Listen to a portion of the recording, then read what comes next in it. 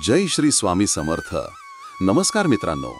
या आठवड्यात मिथुन राशीच्या जातकांसाठी ग्रहस्थिती चांगल्या संधींसह काही आव्हानेही घेऊन येत आहे.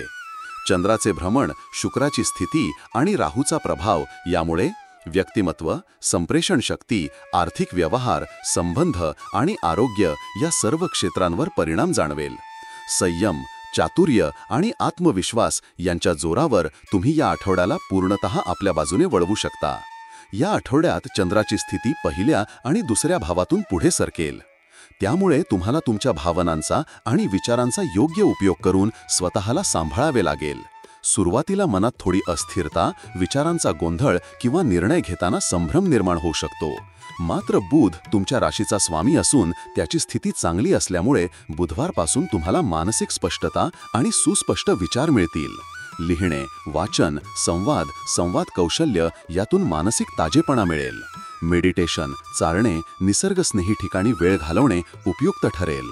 नोकरी करणाऱ्यांसाठी आठवड्याची सुरुवात काहीशी दडपणाखाली होईल.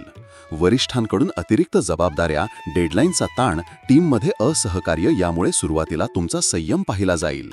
पण बुधवारनंतर ग्रहांची स्थिती तुमच्यासाठी अनुकूल होत जाईल. कोणतीही नवीन जबाबदारी स्वीकारताना तपशील नीट वाचा. कोणत्याही कागदपत्रांवर स्वाक्षरी करण्यापूर्वी पूर्ण खात्री करून घ्या. शुक्रवारनंतर ऑफिसमधील वातावरण सौहार्दपूर्ण होईल. तुमचा प्रभाव, संवाद कौशल्य आणि नेतृत्व गुण लोकांना आकर्षित करतील. व्यावसायिकांसाठी हा आठवडा संधी आणि धोका दोन्ही प्रकारांमध्ये समोर येईल. ऑनलाईन व्यवसाय, लेखन, डिजिटल मीडिया, विपणन क्षेत्रात संधी वाढतील. मात्र भागीदारीत तणाव निर्माण होण्याची शक्यता आहे.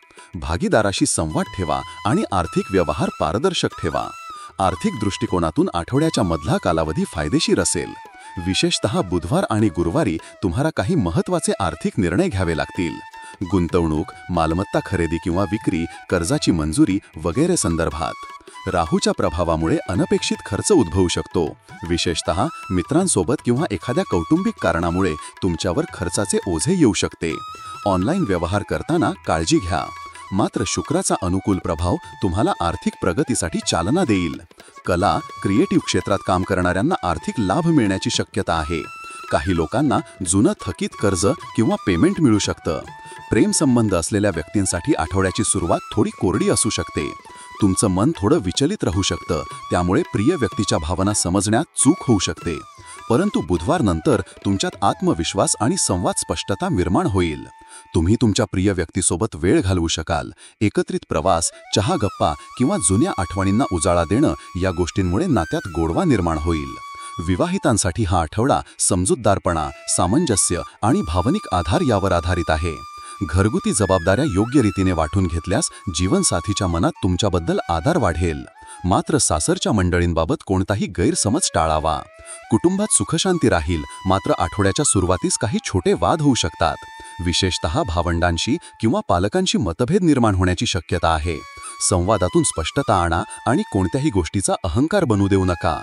घरात एखाद्या नव्या वस्तूची खरेदी, नूतनीकरण किंवा धार्मिक कार्यक्रमाचे आयोजन होऊ शकते.